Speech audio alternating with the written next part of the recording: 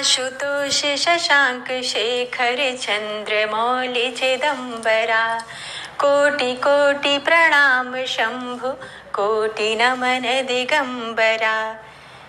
जय श्री राधे। आज की कथा में आप सभी भक्तों का हार्दिक स्वागत है। भगवान भोलेनाथ और माता पार्वती की कृपा सदैव आप और आपके समस्त परिवार पर बनी रहे। दोस्तों, शिव महापुराण की कथा आप सभी लोग सुन रहे हैं पूरे सावन मास में संपूर्ण रूप से। तो आपसे आग्रह है कि प्रतिदिन की कथाएं जरूर सुना कीजिए। मतलब अगर आप एक बार कथा प्रारंभ कर रहे हैं सुनना, तो उसे समापन होने तक सुनना चाहिए। दोष लगता है अगर हम बीच में कथाएं छोड़ देते हैं तो पुराणों की कथाएं जब भी आप पढ़ते हैं, स्वयं से पढ़ते हो या फिर सुनते हो, उसे पूरा पढ़ना या फिर सुनना चाहिए। तो उम्मीद करती हूँ आप लोग इस बात का ध्यान जरूर रखेंगे। और अब भगवान भोलेनाथ का ध्यान करके आज की पावन कथा का प्रारंभ करते हैं। ब्रह्मा जी कहते हैं, मेरे पुत्रों में श्रेष्ठ महाप्राज्ञ नारद तपस्या के नियम का उपदेश दे जब वशिष्ठ जी अपने घर चले गए, तब तप के उस विधान को समझकर संध्या मन ही मन बहुत प्रसन्न हुई। फिर तो वह सानंद मन से तपस्विनी के योग्य वेश बनाकर बृहल्लोहित सरोवर के तट पर ही तपस्या करने लगी। वशिष्ठ जी ने तपस्या के लिए जिस मंत्र को साधन बताया था, उसी से उत्तम भक्तिभाव के साथ वह भगवान शंकर की आराधना करने लगी। उसने भगवान शिव में अपने चित्त को लगा दिया और एकाग्र मन से वह बड़ी भारी तपस्या करने लगी। उस तपस्या में लगे हुए उसके 4 युग बीत गए। तब भगवान शिव उसकी तपस्या से संतुष्ट हो बड़े प्रसन्न हुए तथा बाहर भीतर और आकाश में अपने स्वरूप का दर्शन कराकर जिस रूप का वह चिंतन करती थी, उसी रूप से उसकी आंखों के सामने प्रकट हो गए। उसने मन से जिनका चिंतन किया था, उन्हीं प्रभु शंकर को अपने सामने खड़ा देख वह अत्यंत आनंद में निमग्न हो गई। भगवान का मुखारविंद बड़ा प्रसन्न दिखाई देता था। उनके स्वरूप से शांति बरस रही थी। वह सहसा भयभीत होकर सोचने लगी कि मैं भगवान हर से क्या कहूँ, किस तरह उनकी स्तुति करूं। इसी चिंता में पड़कर उसने अपने दोनों नेत्र बंद कर लिए। नेत्र बंद कर लेने पर भगवान शिव ने उसके हृदय में प्रवेश करके उसे दिव्य ज्ञान दिया, दिव्य वाणी और दिव्य दृष्टि प्रदान की। जब उसे दिव्य ज्ञान, दिव्य दृष्टि और दिव्य वाणी प्राप्त हो गई, तब वह कठिनाई से ज्ञात होने वाले जगदीश्वर शिव को प्रत्यक्ष देखकर उनकी स्तुति करने लगी। संध्या बोली, जो निराकार है और परम ज्ञान गम्य है, जो न तो स्थूल है और ना ही सूक्ष्म है और ना ही उच्च है, तथा जिनके स्वरूप का योगी जन अपने हृदय के भीतर चिंतन करते हैं, उन्हीं लोक सृष्टा आप भगवान शिव को नमस्कार है। जिन्हें शर्व कहते हैं, जो शांत स्वरूप, निर्मल, निर्विकार और ज्ञान गम्य है, जो अपने ही प्रकाश में स्थित हो प्रकाशित होते हैं, जिनमें विकार का अत्यंत अभाव है, जो आकाश मार्ग की भांति निर्गुण निराकार बताए गए हैं तथा जिनका रूप अज्ञान अंधकार मार्ग से सर्वथा परे है, उन नित्य प्रसन्न आप भगवान शिव को मैं प्रणाम करती हूँ। जिनका रूप एक अद्वितीय, शुद्ध, बिना माया के प्रकाशमान, सच्चिदानंदमय, सहज निर्विकार, नित्यानंदमय, सत्य, ऐश्वर्य से युक्त, प्रसन्न तथा लक्ष्मी को देने वाला है, उन आप भगवान शिव को नमस्कार है।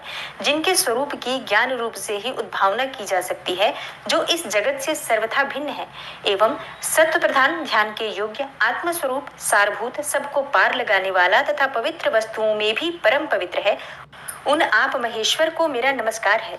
आपका जो स्वरूप शुद्ध, मनोहर, रत्नमय आभूषणों से विभूषित तथा स्वच्छ कर्पूर के समान गौर वर्ण है, जिसने अपने हाथों में वर, अभय, शूल और मुंड धारण कर रखा है, उस दिव्य चिन्मय सगुण साकार विग्रह से सुशोभित आप योग युक्त भगवान शिव को नमस्कार है। आकाश, पृथ्वी, दिशाएं, जल, तेज तथा काल ये जिनके रूप हैं, उन आप महेश्वर को नमस्कार है। प्रधान प्रकृति और पुरुष जिनके शरीर से प्रकट हुए हैं, अर्थात वे दोनों जिनके शरीर हैं, इसलिए जिनका यथार्थ रूप अव्यक्त, बुद्धि आदि से परे हैं, उन भगवान शंकर को बारंबार नमस्कार है। जो ब्रह्मा होकर जगत की सृष्टि करते हैं, जो विष्णु होकर संसार का पालन करते हैं तथा जो रुद्र होकर अंत में इस सृष्टि का संहार करेंगे, उन्हीं आप भगवान सदाशिव को बारंबार नमस्कार है। जो कारण के भी कारण है, दिव्य अमृत रूप ज्ञान तथा अणिमा आदि ऐश्वर्य प्रदान करने वाले हैं, समस्त लोकांतरों को वैभव देने वाले हैं, स्वयं प्रकाश रूप हैं तथा प्रकृति से भी परे हैं, उन परमेश्वर शिव को नमस्कार है, नमस्कार है। यह जगत जिनसे भिन्न नहीं कहा जाता, जिनके चरणों से पृथ्वी तथा अन्यान्य अंगों से संपूर्ण दिशाएं, सूर्य, चंद्रमा, कामदेव एवं अन्य देवता प्रकट हुए हैं और जिनकी नाभि से अंतरिक्ष का आविर्भाव हुआ है, उन्हीं आप भगवान शंभु को मेरा नमस्कार है। हे प्रभु, आप ही सबसे उत्कृष्ट परमात्मा हैं, आप ही नाना प्रकार की विद्याएं हैं, आप ही हर यानी संहार करता है, आप ही सद्ब्रह्म तथा पर ब्रह्म है। आप सदा विचार में तत्पर रहते हैं, जिनका न आदि है न मध्य है और न ही अंत है, जिनसे सारा जगत उत्पन्न हुआ है तथा जो मन और वाणी के विषय नहीं है, उन महादेव जी की स्तुति मैं कैसे कर सकूंगी। ब्रह्मा आदि देवता तथा तपस्या के धनी मुनि भी जिनके रूपों का वर्णन नहीं कर सकते, उन्हीं परमेश्वर का वर्णन अथवा स्तवन मैं कैसे कर सकती हूँ। संपूर्ण देवता और असुर भी नहीं जानते हैं। हे महेश्वर, आपको नमस्कार है। तपोमय, आपको नमस्कार है। हे देवेश्वर शंभो, मुझ पर प्रसन्न होइए, आपको बारंबार मेरा नमस्कार है। ब्रह्मा जी कहते हैं, हे नारद, संध्या का यह स्तुतिपूर्ण वचन सुनकर उसके द्वारा भली भांति प्रशंसित हुए भक्त वत्सल परमेश्वर शंकर बहुत प्रसन्न हुए। उनका शरीर वल्कल और मृग चर्म से ढका हुआ था, मस्तक पर पवित्र जटाजूट शोभा पा रहा था। उस समय पाले के मारे हुए कमल के समान उसके कुम्हलाए हुए मुख को देखकर भगवान हर दया से द्रवित हो उससे इस प्रकार बोले। महेश्वर ने कहा, हे भद्रे, मैं तुम्हारी इस उत्तम तपस्या से बहुत प्रसन्न हूँ। शुद्ध बुद्धि वाली देवी, तुम्हारे इस स्तवन से भी मुझे बड़ा संतोष प्राप्त हुआ है। अतः इस समय अपनी इच्छा के अनुसार कोई वर मांगो, जिस वर से तुम्हें प्रयोजन हो तथा जो तुम्हारे मन में हो, उसे मैं यहाँ अवश्य पूर्ण करूंगा। तुम्हारा कल्याण हो। मैं तुम्हारे व्रत नियम से बहुत प्रसन्न हूँ। प्रसन्न चित्त महेश्वर का यह वचन सुनकर अत्यंत हर्ष से भरी हुई संध्या उन्हें बारंबार प्रणाम करके बोली, हे महेश्वर, यदि आप मुझे प्रसन्नता पूर्वक वर देना चाहते हैं, यदि मैं वर पाने के योग्य हूँ, यदि पाप से शुद्ध हो गई हूँ तथा देव, यदि इस समय आप मेरी तपस्या से प्रसन्न हैं, तो मेरा मांगा हुआ यह पहला वर सफल करें। हे देवेश्वर, इस आकाश में पृथ्वी आदि किसी भी स्थान में जो प्राणी हैं, वे सबके सब जन्म लेते ही काम भाव से युक्त न हो जाएं। हे नाथ, मेरी सकाम दृष्टि कहीं न पड़े। मेरे जो पति हों वे भी मेरे अत्यंत सुहृद हों, और मेरे पति के अतिरिक्त जो भी पुरुष मुझे सकाम भाव से देखें हों वे भी मेरे अत्यंत सुहृद हों, और मेरे पति के अतिरिक्त जो भी पुरुष मुझे सकाम भाव से देखें उसके पुरुषत्व का नाश हो जाए, वह तत्काल नपुंसक हो जाए। निष्पाप संध्या का यह वचन सुनकर प्रसन्न हुए भक्त वत्सल भगवान शंकर ने कहा, हे देवी संध्ये, सुनो भद्रे, तुमने जो जो वर मांगा है वह सब तुम्हारी तपस्या से संतुष्ट होकर मैंने दे दिया। प्राणियों के जीवन में मुख्यतः 4 अवस्थाएं होती हैं। पहली शैशवावस्था, दूसरी कौमारावस्था और तीसरी यौवनावस्था और चौथी वृद्धावस्था। तीसरी अवस्था प्राप्त होने पर देहधारी जीव काम भाव से युक्त होंगे। कहीं कहीं दूसरी अवस्था के अंतिम भाग में भी प्राणी सकाम हो जाएंगे। तुम्हारी तपस्या के प्रभाव से मैंने जगत में सकाम भाव के उदय की यह मर्यादा स्थापित कर दी है, जिससे देहधारी जीव जन्म लेते ही कामासक्त न हो जाएं, और तुम भी इस लोक में वैसे दिव्य सती भाव को प्राप्त करो जैसा कि तीनों लोकों में दूसरी किसी स्त्री के लिए संभव नहीं होगा। पानी ग्रहण करने वाले पति के सिवा जो कोई भी पुरुष तुम्हें सकाम होकर देखेगा वह तत्काल नपुंसक होकर दुर्बलता को प्राप्त हो जाएगा। तुम्हारे पति महान तपस्वी तथा दिव्य रूप से संपन्न एक महाभाग महर्षि होंगे, जो तुम्हारे साथ 7 कल्पों तक जीवित रहेंगे। तुमने मुझसे जो जो वर मांगे थे वे सब मैंने पूर्ण कर दिए। अब मैं तुमसे दूसरी बात कहूंगा जो पूर्व जन्म से संबंध रखती है। तुमने पहले से ही यह प्रतिज्ञा कर रखी है कि मैं अग्नि में अपने शरीर को त्याग दूंगी। उस प्रतिज्ञा को सफल करने के लिए मैं तुम्हें एक उपाय बताता हूँ, उसे निसंदेह करो। मुनिवर मेधातिथि का एक यज्ञ चल रहा है जो 12 वर्षों तक चालू रहने वाला है। उसमें अग्नि पूर्णतया प्रज्वलित है। तुम बिना विलंब किए उसी अग्नि में अपने शरीर का उत्सर्ग कर दो। इसी पर्वत की उपत्यका में चंद्रभागा नदी के तट पर तापसाश्रम में मुनिवर मेधातिथि महायज्ञ का अनुष्ठान करते हैं। तुम स्वच्छंदता पूर्वक वहां जाओ। मुनि तुम्हें वहां देख नहीं सकेंगे और मेरी कृपा से तुम मुनि की अग्नि से प्रकट हुई पुत्री होगी। और तुम्हारे मन में जिस किसी स्वामी को प्राप्त करने की इच्छा हो उसे हृदय में धारण करके उसी का चिंतन करते हुए तुम अपने शरीर को उस यज्ञ की अग्नि में होम दो। हे संध्ये, जब तुम इस पर्वत पर 4 युगों तक के लिए कठोर तपस्या कर रही थी, उन्हीं दिनों उस चतुर्युगी का सत्ययुग बीत जाने पर त्रेता के प्रथम भाग में प्रजापति दक्ष के बहुत सी कन्याएं हुई। उन्होंने अपनी उन सुशीला कन्याओं का यथा योग्य वरों के साथ साथ विवाह कर दिया। उनमें से 27 कन्याओं का विवाह उन्होंने चंद्रमा के साथ किया। चंद्रमा अन्य सब पत्नियों को छोड़कर केवल रोहिणी से प्रेम करने लगे। इसके कारण क्रोध से भरे हुए दक्ष ने जब चंद्रमा को शाप दे दिया तब समस्त देवता तुम्हारे पास आए, परंतु हे संध्ये, तुम्हारा मन तो मुझ में लगा हुआ था। अतः तुमने ब्रह्मा जी के साथ आए हुए उन देवताओं पर दृष्टिपात ही नहीं किया। तब ब्रह्मा जी ने आकाश की ओर देखकर चंद्रमा पुनः अपने स्वरूप को प्राप्त करें, यह उद्देश्य मन में रखकर उन्हें शाप से छुड़ाने के लिए एक नदी की सृष्टि की, जो चंद्र या चंद्रभागा नदी के नाम से विख्यात हुई। चंद्रभागा के प्रादुर्भाव काल में ही महर्षि मेधातिथि यहाँ उपस्थित हुए थे। तपस्या के द्वारा उनकी समानता करने वाला न तो कोई हुआ है, न है और न होगा ही। उन महर्षि ने महान विधि विधान के साथ दीर्घ काल तक चलने वाले ज्योतिषोम नामक यज्ञ का आरंभ किया है। उसमें अग्निदेव पूर्ण रूप से प्रज्वलित हो रहे हैं। उसी आग में तुम अपने शरीर को डाल दो और परम पवित्र हो जाओ। ऐसा करने से इस समय तुम्हारी वह प्रतिज्ञा पूर्ण हो जाएगी। इस प्रकार संध्या को उसके हित का उपदेश देकर देवेश्वर भगवान शिव वहीं अंतर्ध्यान हो गए। ब्रह्मा जी कहते हैं, हे नारद, जब वर देकर भगवान शंकर अंतर्ध्यान हो गए, तब संध्या भी उसी स्थान पर गई जहां मुनि मेधातिथि यज्ञ कर रहे थे। भगवान शंकर की कृपा से उसे किसी ने वहां नहीं देखा। उसने उस तेजस्वी ब्रह्मचारी का स्मरण किया जिसने उसके लिए तपस्या की विधि का उपदेश दिया था। हे महामुने, पूर्व काल में महर्षि वशिष्ठ ने मुझ परमेष्ठी की आज्ञा से एक तेजस्वी ब्रह्मचारी का वेश धारण करके उसे तपस्या करने के लिए उपयोगी नियमों का उपदेश दिया था। संध्या अपने को तपस्या का उपदेश देने वाले उन्हीं ब्रह्मचारी ब्राह्मण वशिष्ठ को पति रूप में मन में रखकर उस महायज्ञ में प्रज्वलित अग्नि के समीप गई। उस समय भगवान शंकर की कृपा से मुनियों ने उसे नहीं देखा। ब्रह्मा जी की वह पुत्री बड़े हर्ष के साथ उस अग्नि में प्रविष्ट हो गई। उसका पुरोडासमय शरीर तत्काल दग्ध हो गया और उस पुरोडास की अलक्षित गंध सब ओर फैल गई। तब अग्नि ने भगवान शंकर की आज्ञा से उसके स्वर्ण जैसे शरीर को जलाकर शुद्ध करके पुनः सूर्यमंडल में पहुंचा दिया। तब सूर्य ने पितरों और देवताओं की तृप्ति के लिए उसे 2 भागों में विभक्त करके अपने रथ में स्थापित कर दिया। हे मुनीश्वर, उसके शरीर का ऊपरी भाग प्रातः संध्या हुआ, जो दिन और रात के बीच में पड़ने वाली आदि संध्या है, तथा उसके शरीर का शेष भाग सायं संध्या हुआ, जो दिन और रात के मध्य में होने वाली अंतिम संध्या है। सायं संध्या सदा ही पितरों को प्रसन्नता प्रदान करने वाली होती है और सूर्योदय से पहले जब अरुणोदय हो और प्राची के क्षितिज में लाली छा जाए, तब प्रातः संध्या प्रकट होती है, जो देवताओं को प्रसन्न करने वाली है। जब लाल कमल के समान सूर्य अस्त हो जाते हैं, उसी समय सदा सायं संध्या का उदय होता है, जो पितरों को आनंद प्रदान करने वाली है। परम दयालु भगवान शिव ने उसके मन सहित प्राणों को दिव्य शरीर से युक्त देहधारी बना दिया।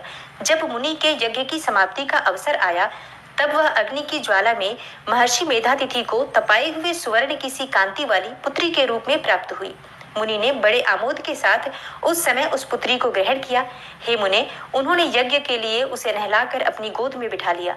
शिष्यों से भरे हुए महामुनि मेधातिथि को वहां बड़ा आनंद प्राप्त हुआ। उन्होंने उसका नाम अरुंधति रखा। वह किसी भी कारण से धर्म का अवरोध नहीं करती थी, अतः उसी गुण के कारण उसने स्वयं यह त्रिभुवन विख्यात नाम प्राप्त किया। हे देवर्षे, यज्ञ को समाप्त करके कृतकृत्य होकर वे मुनि पुत्री की प्राप्ति होने से बहुत प्रसन्न थे और अपने शिष्यों के साथ आश्रम में रहकर सदा उसी का लालन पालन करते थे।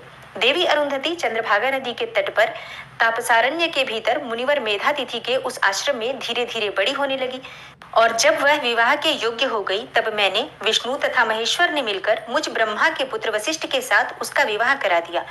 ब्रह्मा, विष्णु तथा महेश के हाथों से निकले हुए जल से शिप्रा आदि 7 परम पवित्र नदियां उत्पन्न हुई।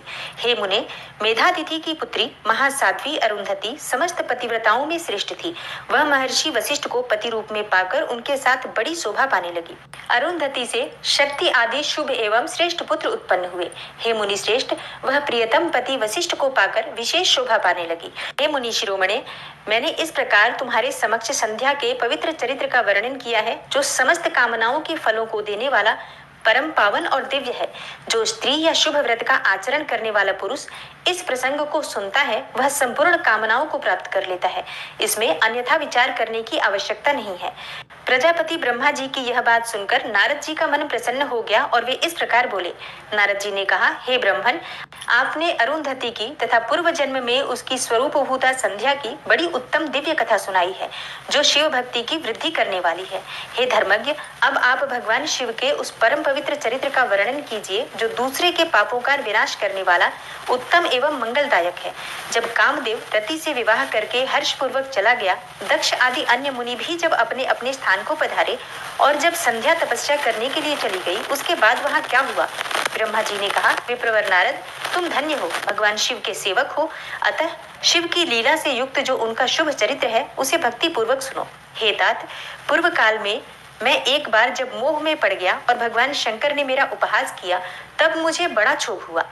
वस्तुतः शिव की माया ने मुझे मोह लिया था, इसलिए मैं भगवान शिव के प्रति ईर्ष्या करने लगा। किस प्रकार, सो मैं तुम्हें बताता हूँ, ध्यान पूर्वक सुनो। मैं उस स्थान पर गया जहाँ दक्षराज मुनि उपस्थित थे, वहीं रति के साथ कामदेव भी था। हे नारद, उस समय मैंने बड़ी प्रसन्नता के साथ दक्ष तथा दूसरे पुत्रों को संबोधित करके वार्तालाप आरंभ किया।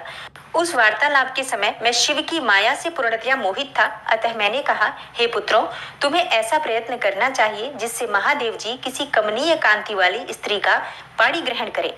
इसके बाद मैंने भगवान शिव को मोहित करने का भार रति सहित कामदेव को सौंपा। कामदेव ने मेरी आज्ञा मानकर कहा, हे प्रभु, सुंदरी स्त्री ही मेरा अस्त्र है, अतः शिवजी को मोहित करने के लिए किसी नारी की सृष्टि कीजिए। यह सुनकर मैं चिंता में पड़ गया और लंबी सांस खींचने लगा।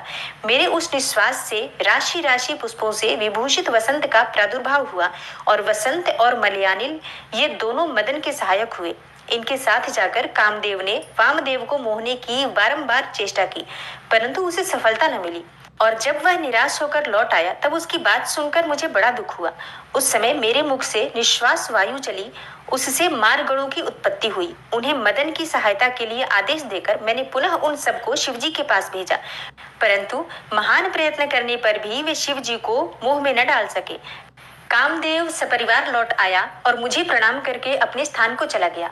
उसके चले जाने पर मैं मन ही मन सोचने लगा कि निर्विकार तथा मन को वश में रखने वाले योगपरायण भगवान शंकर किसी स्त्री को अपनी सहधर्मिणी बनाना कैसे स्वीकार करेंगे। यही सोचते सोचते मैंने भक्ति भाव से उन भगवान श्री हरि का स्मरण किया, जो साक्षात शिव स्वरूप तथा मेरे शरीर के जन्मदाता है। मैंने दीन वचनों से युक्त शुभ स्तोत्रों द्वारा उनकी स्तुति की। उस स्तुति को सुनकर भगवान शीघ्र ही मेरे सामने प्रकट हो गए। उनके चार भुजाएं शोभा पाती थी, नेत्र प्रफुल्ल कमल के समान सुंदर थे। उन्होंने हाथों में शंख, चक्र, गदा और पद्म ले रखे थे।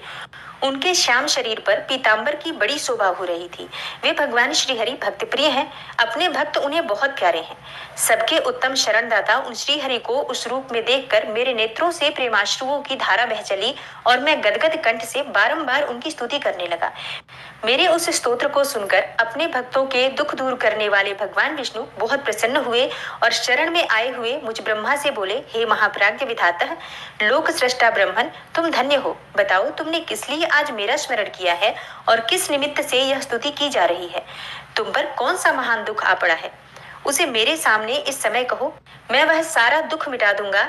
इस विषय में कोई संदेह या अन्यथा विचार नहीं करना चाहिए। तब ब्रह्मा जी ने सारा प्रसंग सुनाकर कहा, हे केशव, यदि भगवान शिव किसी तरह पत्नी को ग्रहण कर ले तो मैं सुखी हो जाऊंगा, मेरे अंतःकरण का सारा दुख दूर हो जाएगा। इसी के लिए मैं आपकी शरण में आया हूँ। मेरी यह बात सुनकर भगवान मधुसूदन हंस पड़े और मुझ लोक सृष्टा ब्रह्मा का हर्ष बढ़ाते हुए मुझसे शीघ्र ही यूं बोले, विधाता, तुम मेरा वचन सुनो, यह तुम्हारे भ्रम का निवारण करने वाला है। मेरा वचन ही वेद शास्त्र आदि का वास्तविक सिद्धांत है।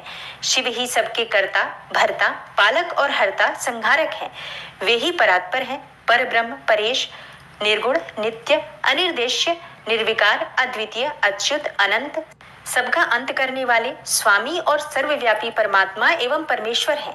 सृष्टि, पालन और संहार के कर्ता, तीनों गुणों को आश्रय देने वाले, व्यापक, ब्रह्मा, विष्णु और महेश नाम से प्रसिद्ध, रजोगुण, सत्वगुण तथा तमोगुण से परे, माया से ही भेद युक्त प्रतीत होने वाले, निरीह, माया रहित, माया के स्वामी या प्रेरक, चतुर, सगुण, स्वतंत्र, आत्मानंद स्वरूप, निर्विकल्प, आत्माराम, निर्द्वंद, भक्त परवश, सुंदर विग्रह से सुशोभित, योगी, नित्य योग परायण, योग मार्गदर्शक, गर्वहारी, लोकेश्वर और सदा दीन वत्सल हैं। तुम उन्हीं की शरण में जाओ, सर्वात्मा शंभु का भजन करो, इससे संतुष्ट होकर वे तुम्हारा कल्याण करेंगे। हे ब्रह्मन, यदि तुम्हारे मन में यह विचार हो कि शंकर पत्नी का पाणी ग्रहण करें, तो शिवा को प्रसन्न करने के उद्देश्य से शिव का स्मरण करते हुए उत्तम तपस्या करो। अपने उस मनोरथ को हृदय में रखते हुए देवी शिवा का ध्यान करो। वे देवेश्वरी यदि प्रसन्न हो जाएं तो सारा कार्य सिद्ध कर देंगी। यदि शिवा सगुण रूप से अवतार ग्रहण करके लोक में किसी की पुत्री हो, मानव शरीर ग्रहण करें, तो वे निश्चय ही महादेव जी की पत्नी हो सकती हैं। हे ब्रह्मन, तुम दक्ष को आज्ञा दो, वे भगवान शिव के लिए पत्नी का उत्पादन करने के निमित्त स्वतः भक्ति भाव से प्रयत्न पूर्वक तपस्या करें। हे तात, शिवा और शिव दोनों को भक्त के अधीन ही जानना चाहिए। वे निर्गुण पर ब्रह्म स्वरूप होते हुए भी स्वेच्छा से सगुण हो जाते हैं। हे विधे, भगवान शिव की इच्छा से प्रकट हुए हम दोनों ने जब उनसे प्रार्थना की थी, तब पूर्व काल में भगवान शंकर ने जो बात कही थी उसे याद करो। ब्रह्मन, अपनी शक्ति से सुंदर लीला विहार करने वाले निर्गुण शिव ने स्वेच्छा से सगुण होकर मुझको और तुमको प्रकट करने के पश्चात तुम्हें तो सृष्टि कार्य का आदेश दिया और उमा सहित उन अविनाशी सृष्टिकर्ता प्रभु ने मुझे उस सृष्टि के पालन का कार्य सौंपा। फिर नाना लीला विशारद उन दयालु स्वामी ने हंसकर आकाश की ओर देखते हुए बड़े प्रेम से कहा, हे विष्णु, मेरा उत्कृष्ट रूप इन विधाता के अंग से इस लोक में प्रकट होगा, जिनका नाम रुद्र होगा। रुद्र का रूप ऐसा ही होगा जैसा मेरा है, वह मेरा पूर्ण रूप होगा। तुम दोनों को सदा उसकी पूजा करनी चाहिए। वह तुम दोनों के संपूर्ण मनोरथों की सिद्धि करने वाला होगा। वही जगत का प्रलय करने वाला होगा। वह समस्त गुणों का दृष्टा, निर्विशेष एवं उत्तम योग का पालक होगा। यद्यपि तीनों देवता मेरे ही रूप हैं, तथापि विशेषतः रुद्र मेरा पूर्ण रूप होगा। हे पुत्रों, देवी उमा के भी 3 रूप होंगे। एक रूप का नाम लक्ष्मी होगा, जो इन श्री हरि की पत्नी होंगी। दूसरा रूप ब्रह्म पत्नी सरस्वती है और तीसरा रूप सती के नाम से प्रसिद्ध होगा। सती उमा का पूर्ण रूप होंगी, वे ही भावी रुद्र की पत्नी होंगी। ऐसा कहकर भगवान महेश्वर हम पर कृपा करने के पश्चात वहां से अंतर्ध्यान हो गए और हम दोनों सुखपूर्वक अपने अपने कार्य में लग गए। हे ब्रह्मन, समय पाकर मैं और तुम दोनों सपत्नीक हो गए और साक्षात भगवान शंकर रुद्र नाम से अवतीर्ण हुए। वे इस समय कैलाश पर्वत पर निवास करते हैं। हे ब्रजेश्वर, अब शिवा भी सती नाम से अवतीर्ण होने वाली है, अतः तुम्हें उनके उत्पादन के लिए ही यत्न करना चाहिए। ऐसा कहकर मुझ पर बड़ी भारी दया करके भगवान विष्णु अंतर्ध्यान हो गए और मुझे उनकी बातें सुनकर बड़ा आनंद प्राप्त हुआ। नारद जी ने पूछा, पूज्य पिताजी, दृढ़ता पूर्वक उत्तम व्रत का पालन करने वाले दक्ष ने तपस्या करके देवी से कौन सा वर प्राप्त किया? वे देवी किस प्रकार दक्ष की कन्या हुई? ब्रह्मा जी कहने लगे, हे नारद, तुम धन्य हो। इन सभी मुनियों के साथ भक्ति पूर्वक इस प्रसंग को सुनो। मेरी आज्ञा पाकर उत्तम बुद्धि वाले महाप्रजापति दक्ष ने क्षीर सागर के उत्तम तट पर स्थित हो देवी जगदम्बिका को पुत्री के रूप में प्राप्त करने की इच्छा तथा उनके प्रत्यक्ष दर्शन की कामना लिए उन्हें हृदय मंदिर में विराजमान करके तपस्या प्रारंभ की। दक्ष ने मन को संयम में रखकर दृढ़ता पूर्वक कठोर व्रत का पालन करते हुए शौच, संतोष आदि नियमों से युक्त होकर 3000 दिव्य वर्षों तक तप किया। वे कभी जल पीकर रहते तो कभी हवा पीते थे और कभी सर्वथा उपवास करते थे। भोजन के नाम पर कभी सूखे पत्ते चबा लेते थे। हे मुनि श्रेष्ठ नारद, तदनंतर यम नियम आदि से युक्त हो जगदम्बा की पूजा में लगे हुए दक्ष को देवी शिवा ने प्रत्यक्ष दर्शन दिया। जगन्मयी जगदम्बा का प्रत्यक्ष दर्शन पाकर प्रजापति दक्ष ने अपने आप को कृतकृत्य माना। वे कालिका देवी सिंह पर आरूढ़ थी। उनकी अंग कांति श्याम थी, मुख बड़ा ही मनोहर था। वे चारों भुजाओं से युक्त थी और हाथों में वरद, अभय, नील, कमल और खड़ग धारण किए हुए थी। उनकी मूर्ति बड़ी मनोहारिणी थी। नेत्र कुछ कुछ लाल थे। खुले हुए केस बड़े सुंदर दिखाई देते थे। उत्तम प्रभा से प्रकाशित होने वाली उन जगदम्बा को भली भांति प्रणाम करके दक्ष विचित्र वचनावलियों द्वारा उनकी स्तुति करने लगे। दक्ष ने कहा, हे जगदम्ब, हे महामाये, हे जगदीशे, हे महेश्वरी, आपको नमस्कार है। आपने कृपा करके मुझे अपने स्वरूप का दर्शन कराया है। हे भगवती, हे आद्य, मुझ पर प्रसन्न होइए। शिव रूपिणी प्रसन्न होइए। भक्त वरदायिनी प्रसन्न होइए। जगन्माये, आपको मेरा नमस्कार। जी कहते हैं, हे मुने, संयत चित्त वाले दक्ष के इस प्रकार स्तुति करने पर महेश्वरी शिवा ने स्वयं ही उनके अभिप्राय को जान लिया। तो भी दक्ष से इस प्रकार कहा, हे दक्ष, तुम्हारी इस उत्तम भक्ति से मैं बहुत संतुष्ट हूँ। तुम अपना मनोवांछित वर मांगो, तुम्हारे लिए मुझे कुछ भी अदेय नहीं है। जगदम्बा की यह बात सुनकर प्रजापति दक्ष बहुत प्रसन्न हुए और उन शिवा को बारंबार प्रणाम करते हुए बोले। दक्ष ने कहा, हे जगदम्ब, हे महामाये, यदि आप मुझे वर देने के लिए उद्यत हैं तो मेरी बात सुनिए और प्रसन्नता पूर्वक मेरी इच्छा पूर्ण कीजिए। मेरे स्वामी जो भगवान शिव हैं, वे रुद्र नाम धारण करके ब्रह्मा जी के पुत्र रूप से अवतीर्ण हुए हैं। वे परमात्मा शिव के पूर्णावतार हैं, परंतु आपका कोई अवतार नहीं हुआ। फिर उनकी पत्नी कौन होगी? अतः शिवे, आप भूतल पर अवतीर्ण होकर उन महेश्वर को अपने रूप लावण्य से मोहित कीजिए। हे देवी, आपके सिवा दूसरी कोई स्त्री रुद्रदेव को कभी मोहित नहीं कर सकती। इसलिए आप मेरी पुत्री होकर इस समय महादेव जी की पत्नी होइए। इस प्रकार सुंदर लीला करके आप हर मोहिनी अर्थात भगवान शिव को मोहित करने वाली बनिए। हे देवी, यही मेरे लिए वर है। न केवल मेरे ही स्वार्थ की बात है, ऐसा नहीं सोचना चाहिए। इसमें मेरे ही साथ संपूर्ण जगत का भी हित है। ब्रह्मा, विष्णु और शिव में से ब्रह्मा जी की प्रेरणा से मैं यहाँ आया हूँ। प्रजापति दक्ष का यह वचन सुनकर जगदम्बिका शिवा हंस पड़ी और मन ही मन भगवान शिव का स्मरण करके यो बोली। देवी ने कहा, तात प्रजापते, हे दक्ष, मेरी उत्तम बात सुनो। मैं सत्य कहती हूँ, तुम्हारी भक्ति से अत्यंत प्रसन्न हो तुम्हें संपूर्ण मनोवांछित वस्तु देने के लिए उद्यत हूँ। हे दक्ष, यद्यपि मैं महेश्वरी हूँ, तथापि तुम्हारी भक्ति के अधीन हो तुम्हारी पत्नी के गर्भ से तुम्हारी पुत्री के रूप में अवतीर्ण होंगी, इसमें कोई संशय नहीं है। हे अनग, मैं अत्यंत दुस्सह तपस्या करके ऐसा प्रयत्न करूंगी जिससे महादेव जी का वर पाकर उनकी पत्नी हो जाऊं। इसके सिवा और किसी उपाय से कार्य सिद्ध नहीं हो सकता, क्योंकि वे भगवान सदाशिव सर्वथा निर्विकार हैं, ब्रह्मा और विष्णु के भी सेव्य हैं तथा नित्य परिपूर्ण रूप ही हैं। मैं सदा उनकी दासी और प्रिया हूँ। प्रत्येक जन्म में वे नाना रूपधारी शंभु ही मेरे स्वामी होते हैं। भगवान सदाशिव अपने दिए हुए वर के प्रभाव से ब्रह्मा जी की भ्रिकुटी से रुद्र के रूप में अवतीर्ण हुए हैं। मैं भी उनके वर से उनकी आज्ञा के अनुसार यहाँ अवतार लूंगी। हे तात, अब तुम अपने घर को जाओ। इस कार्य में जो मेरी दूती अथवा सहायिका होगी उसे मैंने जान लिया है। अब शीघ्र ही मैं तुम्हारी पुत्री होकर महादेव जी की पत्नी बनूंगी। दक्ष से यह उत्तम वचन कहकर मन ही मन शिव की आज्ञा प्राप्त करके देवी शिवा ने शिव के चरणार बिंदु का चिंतन करते हुए फिर कहा, हे प्रजापते, परंतु मेरा एक प्रण है, उसे तुम्हें सदा मन में रखना चाहिए। मैं उस प्रण को सुना देती हूँ, तुम उसे सत्य समझो, मिथ्या न मानना। यदि कभी मेरे प्रति तुम्हारा आदर घट जाएगा, तब उसी समय मैं अपने शरीर को त्याग दूंगी, अपने स्वरूप में विलीन हो जाऊंगी अथवा दूसरा शरीर धारण कर लूंगी। मेरा यह कथन बिल्कुल सत्य है। प्रजापति, प्रत्येक सर्ग या कल्प के लिए तुम्हें यह वर दे दिया गया, मैं तुम्हारी पुत्री होकर भगवान शिव की पत्नी बनूंगी। मुख्य प्रजापति दक्ष से ऐसा कहकर महेश्वरी शिवा उनके देखते देखते वहीं अंतर्ध्यान हो गई। दुर्गा जी के अंतर्ध्यान होने पर दक्ष भी अपने आश्रम को लौट गए और यह सोचकर प्रसन्न रहने लगे कि देवी शिवा मेरी पुत्री होने वाली है। ब्रह्मा जी कहते हैं, हे नारद, प्रजापति दक्ष अपने आश्रम पर जाकर मेरी आज्ञा पा हर्ष भरे मन से नाना प्रकार की मानसिक सृष्टि करने लगे। उस प्रजा सृष्टि को बढ़ती हुई न देख प्रजापति दक्ष ने अपने पिता मुझ ब्रह्मा से कहा। दक्ष बोले, हे ब्रह्मन, हे तात, हे प्रजानाथ, प्रजा बढ़ नहीं रही है। प्रभु, मैंने जितने जीवों की सृष्टि की थी वे सब उतने ही रह गए हैं। हे प्रजानाथ, मैं क्या करूं? जिस उपाय से ये जीव अपने आप बढ़ने लगे वह मुझे बताइए, तदनुसार मैं प्रजा की सृष्टि करूंगा, इसमें संशय नहीं है। तब ब्रह्मा जी ने कहा, हे तात, हे प्रजापति दक्ष, मेरी उत्तम बात सुनो और उसके अनुसार कार्य करो। सुरश्रेष्ठ भगवान शिव तुम्हारा कल्याण करेंगे। हे प्रजेश, प्रजापति पंचजन वीरण की जो परम सुंदरी पुत्री असीकनी है उसे तुम पत्नी रूप से ग्रहण करो। स्त्री के साथ मैथुन धर्म का आश्रय ले तुम पुनः उस प्रजा सर्ग को बढ़ाओ। असीकनी जैसी कामिनी के गर्भ से तुम बहुत सी संतानें उत्पन्न कर सकोगे।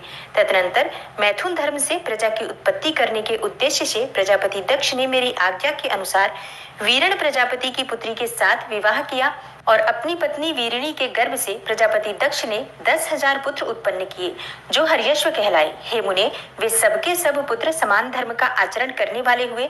पिता की भक्ति में तत्पर रहकर वे सदा वैदिक मार्ग पर ही चलते थे। एक समय पिता ने उन्हें प्रजा की सृष्टि करने का आदेश दिया। हे तात, तब वे सभी दाक्षायण नामधारी पुत्र सृष्टि के उद्देश्य से तपस्या करने के लिए पश्चिम दिशा की ओर गए।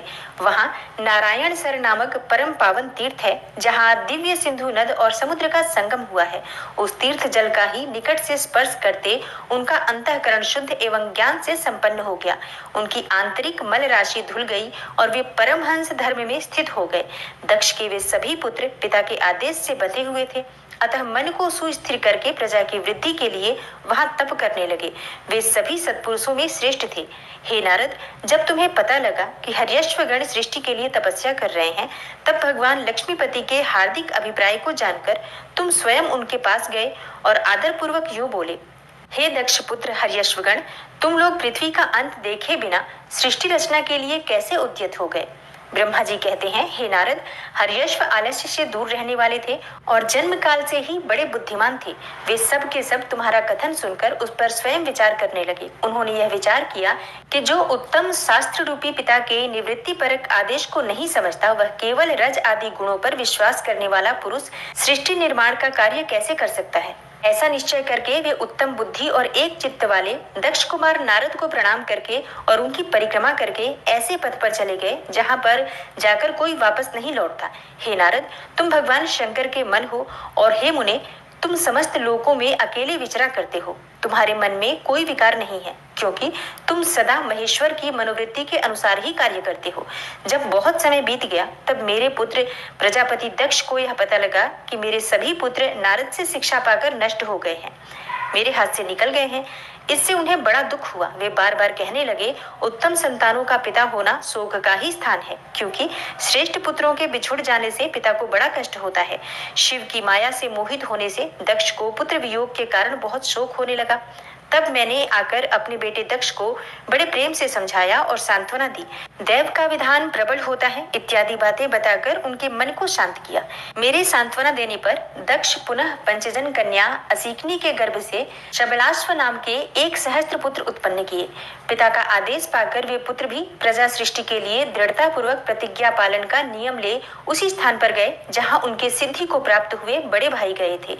नारायण सरोवर के जल का स्पर्श होने मात्र से उनके सारे पाप नष्ट हो गए, अंतःकरण में शुद्धता आ गई और वे उत्तम व्रत के पालक शबलाश्व ब्रह्म अर्थात प्रणव का जप करते हुए वहां बड़ी भारी तपस्या करने लगे। उन्हें प्रजा सृष्टि के लिए उद्यत जान तुम पुनः पहले की ही भांति ईश्वरीय गति का स्मरण करते हुए उनके पास गए और वही बात कहने लगे जो उनके भाइयों से पहले कह चुके थे। हे मुने, तुम्हारा दर्शन अमोघ है, इसलिए तुमने उन्हें भी भाइयों का ही मार्ग दिखाया। अतएव वे भाइयों के ही पथ पर ऊर्ध्व गति को प्राप्त हुए। उसी समय प्रजापति दक्ष को बहुत से उत्पात दिखाई दिए। इससे मेरे पुत्र दक्ष को बड़ा विस्मय हुआ और वे मन ही मन बहुत दुखी हुए। फिर उन्होंने पूर्ववत तुम्हारी ही करतूत से अपने पुत्रों का नाश हुआ सुना। इससे उन्हें बड़ा आश्चर्य हुआ। वे पुत्र शोक से मूर्छित हो अत्यंत कष्ट का अनुभव करने लगे। फिर दक्ष ने तुम पर बड़ा क्रोध किया और कहा, यह नारद तो बड़ा ही दुष्ट है। दैववश उसी समय तुम दक्ष पर अनुग्रह करने के लिए वहां आ पहुंचे और तुम्हें देखते ही शोकावेश से युक्त हो दक्ष के होंठ रोष से फड़कने लगे। तुम्हें सामने पाकर वे धिक्कारने लगे और तुम्हारी निंदा करने लगे। दक्ष ने कहा, ओ नीच, तुमने यह क्या किया? तुमने झूठ मूठ साधुओं का बाना पहन रखा है। इसी के द्वारा ठग कर हमारे भोले भाले बालकों को जो तुमने भिक्षुओं का मार्ग दिखाया है, यह अच्छा नहीं किया है। तुम निर्दय और शठ हो, इसलिए तुमने हमारे इन बालकों के जो अभी ऋषि ऋण, देव ऋण और पितृ ऋण से मुक्त नहीं हो पाए थे, लोक और परलोक दोनों के श्रेय का नाश कर डाला। जो पुरुष इन तीनों ऋणों को उतारे बिना ही मोक्ष की इच्छा मन में धारण करके माता पिता को त्याग करके घर से निकल जाता है, सन्यासी हो जाता है, वह अधोगति को प्राप्त होता है। तुम निर्दय हो, बड़े निर्लज्ज हो, बच्चों की बुद्धि में भेद पैदा करने वाले हो और अपने सुयश को स्वयं ही नष्ट कर रहे हो। हे मूढ़मते, तुम भगवान विष्णु के पार्षदों में व्यर्थ ही घूमते फिरते हो। अधमाधम, तुमने बारंबार मेरा अमंगल किया है, अतः आज से तीनों लोकों में विचरते हुए तुम्हारा पैर कहीं भी स्थिर नहीं रहेगा अथवा कहीं भी तुम्हें ठहरने के लिए सुस्थिर ठौर ठिकाना नहीं मिलेगा। तब ब्रह्मा जी ने कहा, हे नारद, यद्यपि तुम साधु पुरुषों द्वारा सम्मानित हो, तथापि उस समय दक्ष ने शोकवश तुम्हें वैसा श्राप दे दिया। वे ईश्वर की इच्छा को नहीं समझ सके। शिव की माया ने उन्हें अत्यंत मोहित कर दिया था। हे मुने, तुमने उस शाप को चुपचाप ग्रहण कर लिया और अपने चित्त में विकार नहीं आने दिया। यही ब्रह्म भाव है। ईश्वर कोटि के महात्मा पुरुष स्वयं शाप को मिटा देने में समर्थ होने पर भी उसे सह लेते हैं। ब्रह्मा जी कहते हैं, हे देवर्षि, इसी समय दक्ष के इस बर्ताव को जानकर मैं भी वहां आ पहुंचा और पूर्ववत उन्हें शांत करने के लिए सांत्वना देने लगा। तुम्हारी प्रसन्नता को बढ़ाते हुए मैंने दक्ष के साथ तुम्हारा सुंदर स्नेहपूर्ण संबंध स्थापित कराया। तुम मेरे पुत्र हो, मुनियों में श्रेष्ठ और संपूर्ण देवताओं के प्रिय हो, अतः बड़े प्रेम से तुम्हें आश्वासन देकर मैं फिर से अपने स्थान पर आ गया। तदनंतर प्रजापति दक्ष ने मेरी अनुनय के अनुसार अपनी पत्नी के गर्भ से 60 सुंदरी कन्याओं को जन्म दिया और आलस्य रहित हो धर्म आदि के साथ उन सबका विवाह कर दिया। हे मुनीश्वर, मैं उसी प्रसंग को बड़े प्रेम से कह रहा हूँ, तुम ध्यान पूर्वक सुनो। हे मुने, दक्ष ने अपनी 10 कन्याएं विधि पूर्वक धर्म को ब्याह दी, 13 कन्याएं कश्यप मुनि को दे दी और 27 कन्याओं का विवाह चंद्रमा के साथ कर दिया। भूत या बहुपुत्र अंगिरा तथा कृशाश्व को उन्होंने 2-2 कन्याएं दी और शेष 4 कन्याओं का विवाह ताक्ष या अरिष्टनेमि के साथ कर दिया। इन सबकी संतान परंपराओं से तीनों लोग भरे पड़े हैं, अतः विस्तार भय से उनका वर्णन नहीं किया जा सकता। कुछ लोग शिवा या सती को दक्ष की ज्येष्ठ पुत्री बताते हैं, दूसरे लोग उन्हें मंझली पुत्री कहते हैं तथा कुछ अन्य लोग सबसे छोटी पुत्री मानते हैं। कल्प भेद से ये तीनों मत ठीक है। पुत्र और पुत्रियों की उत्पत्ति के पश्चात पत्नी सहित प्रजापति दक्ष ने बड़े प्रेम से मन ही मन जगदम्बिका का ध्यान किया, साथ ही गदगद वाणी से प्रेम पूर्वक उनकी स्तुति भी की। बारंबार अंजलि बांधकर नमस्कार करके वे विनीत भाव से देवी को मस्तक झुकाते थे। इससे देवी शिवा संतुष्ट हुई और उन्होंने अपने प्रण की पूर्ति के लिए मन ही मन यह विचार किया कि अब मैं वीरणी के गर्भ से अवतार लूं। ऐसा विचार करके जगदम्बा दक्ष के हृदय में निवास करने लगी। हे मुनिश्रेष्ठ, उस समय दक्ष की बड़ी शोभा होने लगी। फिर उत्तम मुहूर्त देखकर दक्ष ने अपनी पत्नी में प्रसन्नता पूर्वक गर्भाधान किया। तब दयालु शिवा दक्ष पत्नी के चित्त में निवास करने लगी। उनमें गर्भधारण के सभी चिन्ह प्रकट हो गए। हे तात, उस अवस्था में वीरणी की शोभा बढ़ गई और उसके चित्त में अधिक हर्ष छा गया। भगवती शिवा के निवास के प्रभाव से वीरणी महामंगल रूपिणी हो गई। दक्ष ने अपने कुल संप्रदाय, वेद ज्ञान और हार्दिक उत्साह के अनुसार प्रसन्नता पूर्वक पुंसवन आदि संस्कार संबंधी श्रेष्ठ क्रियाएं संपन्न की और उन कर्मों के अनुष्ठान के समय महान उत्सव हुआ। प्रजापति ने ब्राह्मणों को उनकी इच्छा के अनुसार धन दिया। तब उस अवसर पर वीरणी के गर्भ में देवी का निवास हुआ जानकर श्री विष्णु आदि सब देवताओं को बड़ी प्रसन्नता हुई। उन सबने वहां आकर जगदम्बा का स्तवन किया और समस्त लोगों का उपकार करने वाली देवी शिवा को बारंबार प्रणाम किया। वे सब देवता प्रसन्न चित्त हो दक्ष प्रजापति तथा वीरणी की भूरी भूरी प्रशंसा करके अपने अपने स्थान को लौट गए। हे नारद, जब 9 महीने बीत गए तब लौकिक गति का निर्वाह कराकर 10वें महीने के पूर्ण होने पर चंद्रमा आदि ग्रहों तथा ताराओं की अनुकूलता से युक्त सुखद मुहूर्त में देवी शिवा शीघ्र ही अपनी माता के सामने प्रकट हुई। उनके अवतार लेते ही प्रजापति दक्ष बड़े प्रसन्न हुए और उन्हें महान तेज से देदीप्यमान देख उनके मन में यह विश्वास हो गया कि साक्षात वे शिवा देवी ही मेरी पुत्री के रूप में प्रकट हुई हैं। उस समय आकाश से फूलों की वर्षा होने लगी और मेघ जल बरसाने लगे। हे मुनीश्वर, सती के जन्म लेते ही संपूर्ण दिशाओं में तत्काल शांति छा गई। देवता आकाश में खड़े होकर मांगलिक बाजे बजाने लगे। अग्निशालाओं की बुझी हुई अग्नियां सहसा प्रज्वलित हो उठी और सब कुछ परम मंगलमय हो गया। वीरणी के गर्भ से साक्षात जगदम्बा को प्रकट हुई देखकर दक्ष ने दोनों हाथ जोड़कर नमस्कार किया और बड़े भक्ति भाव से उनकी बड़ी स्तुति की। बुद्धिमान दक्ष की स्तुति करने पर जगन माता शिवा उसी समय दक्ष से इस प्रकार बोली जिससे माता वीरणी न सुन सके। देवी बोली, हे प्रजापति, तुमने पहले पुत्री रूप में मुझे प्राप्त करने के लिए मेरी आराधना की थी। तुम्हारा वह मनोरथ आज सिद्ध हो गया। अब तुम उस तपस्या के फल को ग्रहण करो।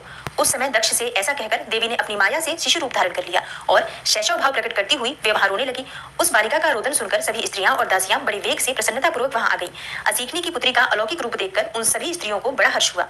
नगर के सब लोग उस समय जय जयकार करने लगे।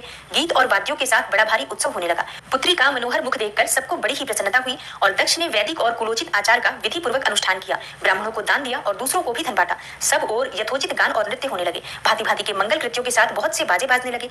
उस समय दक्ष ने समस्त सद्गुणों की सत्ता से प्रशंसित होने वाली अपनी उस पुत्री का नाम प्रसन्नता पूर्वक उमा रखा। तदनंतर संसार में लोगों की ओर से उसके और भी नाम प्रचलित किए गए जो सबके सब महान मंगलदायक तथा विशेषतः समस्त दुखों का नाश करने वाले हैं। वीरणी और महात्मा दक्ष अपनी पुत्री का पालन करने लगे तथा वह शुक्ल पक्ष की चंद्रकला के समान दिनों दिन बढ़ने लगी। हे द्विजश्रेष्ठ, बाल्यावस्था में भी समस्त उत्तमोत्तम गुण उसमें उसी तरह प्रवेश करने लगे जैसे शुक्ल पक्ष के बाल चंद्रमा में भी समस्त मनोहारिणी कलाएं प्रविष्ट कर जाती हैं। दक्ष कन्या सती सखियों के बीच बैठी बैठी भी जब अपने भावों में निमग्न होती थी तब बारंबार भगवान शिव की मूर्ति को चित्रित करने लगती थी। मंगलमयी सती जब बाल्योचित सुंदर गीत गाती तब स्थाणु, हर एवं रुद्र नाम लेकर स्मर शत्रु शिव का स्मरण किया करती थी। ब्रह्मा जी कहते हैं, हे नारद, एक दिन मैंने तुम्हारे साथ जाकर पिता के पास खड़ी हुई सती को देखा। वह तीनों लोगों की सारभूता सुंदरी थी। उसके पिता ने मुझे नमस्कार करके तुम्हारा भी सत्कार किया। यह देख लोक लीला का अनुसरण करने वाली सती ने भक्ति और प्रसन्नता के साथ मुझको और तुमको भी प्रणाम किया। हे नारद, तदनंतर सती की ओर देखते हुए हम और तुम दक्ष के दिए हुए शुभ आसन पर बैठ गए। तत्पश्चात मैंने उस विनयशीला बालिका से कहा, हे सती, जो केवल तुम्हें ही चाहते हैं और तुम्हारे मन में भी एकमात्र जिनकी ही कामना है, उन्हीं सर्वज्ञ जगदीश्वर महादेव जी को तुम पति रूप में प्राप्त करो। हे सुहे, जो तुम्हारे सिवा किसी दूसरी स्त्री को पत्नी रूप में न तो ग्रहण कर सके हैं और न करते हैं और न भविष्य में ही ग्रहण करेंगे, वे ही भगवान शिव तुम्हारे पति हो। वे तुम्हारे ही योग्य हैं, दूसरे के नहीं। हे नारद, सती से ऐसा कहकर मैं दक्ष के घर में देर तक ठहरा रहा। फिर उनसे विदा ले मैं और तुम दोनों अपने अपने स्थान को चले आए। मेरी बात को सुनकर दक्ष को बड़ी प्रसन्नता हुई। उनकी सारी मानसिक चिंता दूर हो गई और उन्होंने अपनी पुत्री को परमेश्वरी समझकर गोद में उठा लिया। इस प्रकार कुमारोचित सुंदर लीला विहारों से सुशोभित हुई भक्त वत्सला सती, जो स्वेच्छा से मानव रूप धारण करके प्रकट हुई थी, कौमारावस्था पार कर गई। बाल्यावस्था बिताकर किंचित युवावस्था को प्राप्त हुई सती अत्यंत तेज एवं शोभा से संपन्न हो संपूर्ण अंगों से मनोहर दिखाई देने लगी। लोकेश दक्ष ने देखा कि सती के शरीर में युवावस्था के लक्षण प्रकट होने लगे हैं। तब उनके मन में यह चिंता हुई कि मैं महादेव जी के साथ इनका विवाह कैसे करूं। सती स्वयं भी महादेव जी को पाने की प्रतिदिन अभिलाषा रखती थी। अतः पिता के मनोभाव को समझकर वे माता के निकट गई और विशाल बुद्धि वाली सती रूपिणी परमेश्वरी शिवा ने अपनी माता वीरणी से भगवान शंकर की प्रसन्नता के निमित्त तपस्या करने के लिए आज्ञा मांगी। माता की आज्ञा मिल गई। अतः दृढ़ता पूर्वक व्रत का पालन करने वाली सती ने महेश्वर को पति रूप में प्राप्त करने के लिए अपने घर पर ही उनकी आराधना आरंभ कर दी। आश्विन मास में नंदा अर्थात प्रतिपदा, षष्ठी और एकादशी तिथियों में उन्होंने भक्ति पूर्वक गुड़ भात और नमक चढ़ाकर भगवान शिव का पूजन किया और उन्हें नमस्कार करके उसी नियम के साथ उस मास को व्यतीत किया। कार्तिक मास की चतुर्दशी को सजाकर रखे हुए मालपुओं और खीर से परमेश्वर शिव की आराधना करके वे निरंतर उनका चिंतन करने लगी। मार्गशीर्ष मास के कृष्ण पक्ष की अष्टमी तिथि को तिल, जौ और चावल से हर की पूजा करके ज्योतिर्मय दीप दिखाकर अथवा आरती करके सती दिन बिताती थी। पौष मास के शुक्ल पक्ष की सप्तमी को रात भर जागरण करके प्रातःकाल खिचड़ी का नैवेद्य लगा के वे शिव की पूजा करती थी। माघ की पूर्णिमा को रात में जागरण करके सवेरे नदी में नहाती और गीले वस्त्र से ही तट पर बैठकर भगवान शंकर की पूजा करती थी। फाल्गुन मास के कृष्ण पक्ष की चतुर्दशी तिथि को रात में जागरण करके उस रात्रि के चारों पहरों में शिव जी की विशेष पूजा करती और नटों द्वारा नाटक भी कराती थी। चैत्र मास के शुक्ल पक्ष की चतुर्दशी को वे दिन रात शिव का स्मरण करती हुई समय बिताती और ढाक के फूलों तथा दवनों से भगवान शिव की पूजा करती थी। वैशाख शुक्ला तृतीया को सती तिल का आहार करके रहती और नए जौ के भात से रुद्रदेव की पूजा करके उस महीने को बिताती थी। ज्येष्ठ की पूर्णिमा को रात में सुंदर वस्त्रों तथा भटकटैया के फूलों से शंकर जी की पूजा करके वे निराहार रहकर वह मास व्यतीत करती थी। आषाढ़ के शुक्ल पक्ष की चतुर्दशी को काले वस्त्र और भटकटैया के फूलों से वे रुद्रदेव का पूजन करती थी और श्रावण मास के शुक्ल पक्ष की अष्टमी एवं चतुर्दशी को वे यज्ञोपवीतों द्वारा और वस्त्रों द्वारा तथा कुशा की पवित्री से शिव की पूजा किया करती थी। भाद्रपद मास के कृष्ण पक्ष की त्रयोदशी तिथि को नाना प्रकार के फूलों और फलों से शिव का पूजन करके सती चतुर्दशी तिथि को केवल जल का आहार किया करती थी।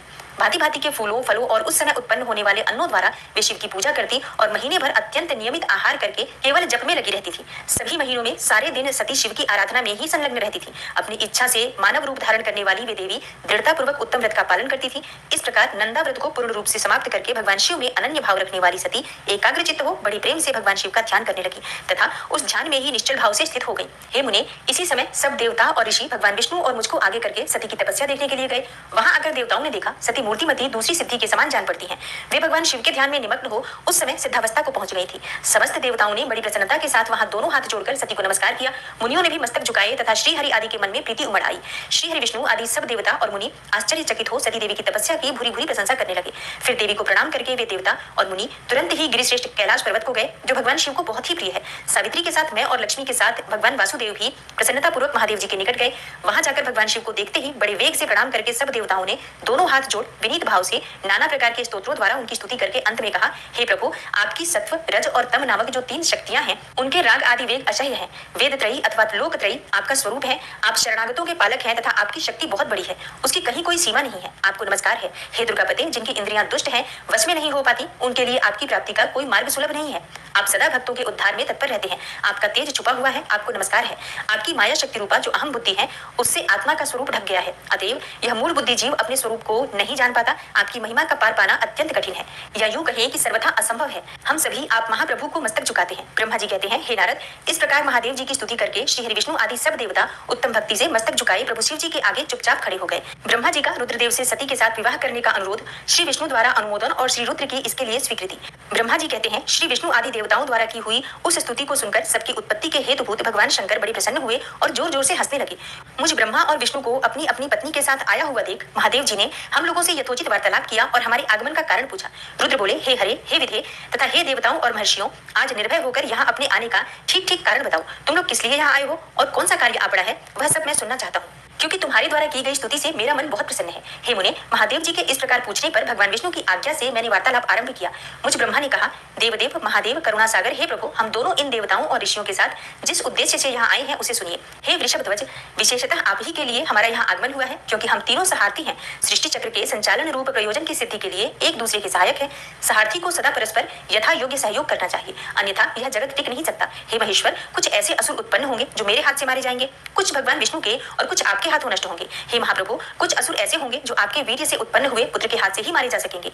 हे प्रभु, कभी कोई विरले ही असुर ऐसे होंगे जो माया के हाथों द्वारा वध को प्राप्त होंगे। आप भगवान शंकर की कृपा से ही देवताओं को सदा उत्तम सुख प्राप्त होगा। घोर असुरों का विनाश करके आप जगत को सदा स्वास्थ्य एवं अभय प्रदान करेंगे। अथवा यह भी संभव है कि आपके हाथ से कोई भी असुर न मारे जाए, क्योंकि आप सदा योग युक्त रहते हुए राग द्वेष से रहित हैं तथा एकमात्र दया करने में ही लगे रहते हैं। हे ईश्वर, यदि वे असुर भी आराधित हों और आपकी दया से अनुग्रहित होते रहें तो सृष्टि और पालन का कार्य कैसे चल सकता है। अतः हे वृषध्वज, आपको प्रतिदिन सृष्टि आदि के उपयुक्त कार्य करने के लिए उद्यत रहना चाहिए। यदि सृष्टि पालन और संहार रूप कर्म न करने हो, तब तो हमने माया से जो भिन्न भिन्न शरीर धारण किए हैं उनकी कोई उपयोगिता अथवा औचित्य ही नहीं है। वास्तव में